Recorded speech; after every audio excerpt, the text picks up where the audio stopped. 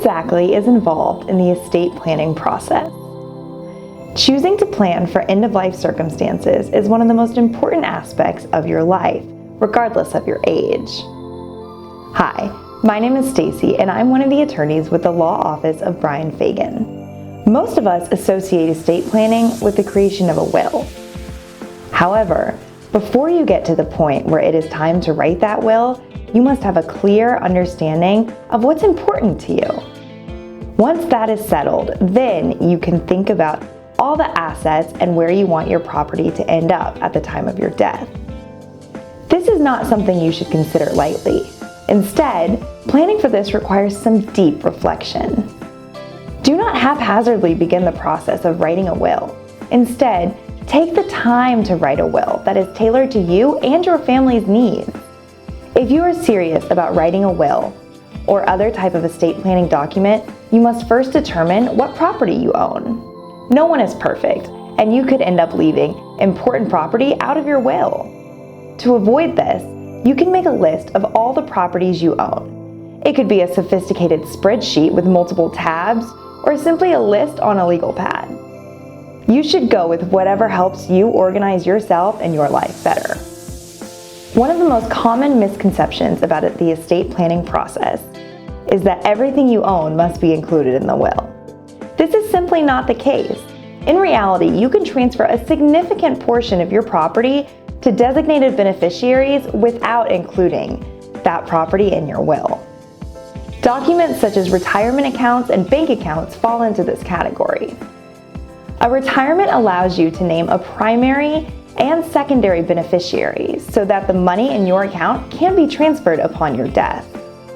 In the case of a bank account, you would need to contact the bank or credit union to designate somebody as your pay-on-death beneficiary.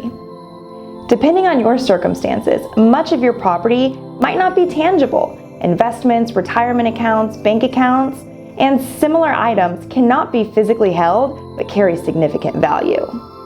You might have left some investments unchecked for many years. An account you haven't touched in 10 years could be worth much more now than when you last checked on it. Cash and jewelry are tangible items you can hold. Those can be distributed under your will or given to your loved ones before your death.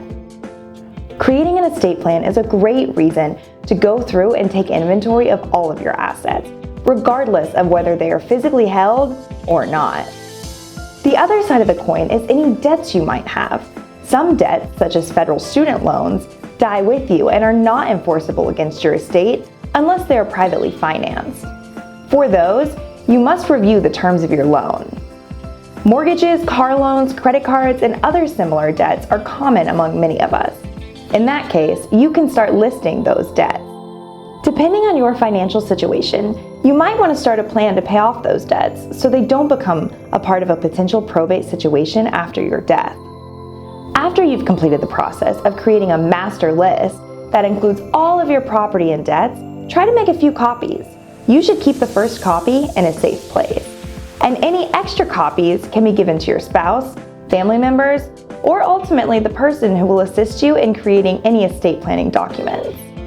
Please call us at 281-810-9760 to help guide you through the whole process of estate planning.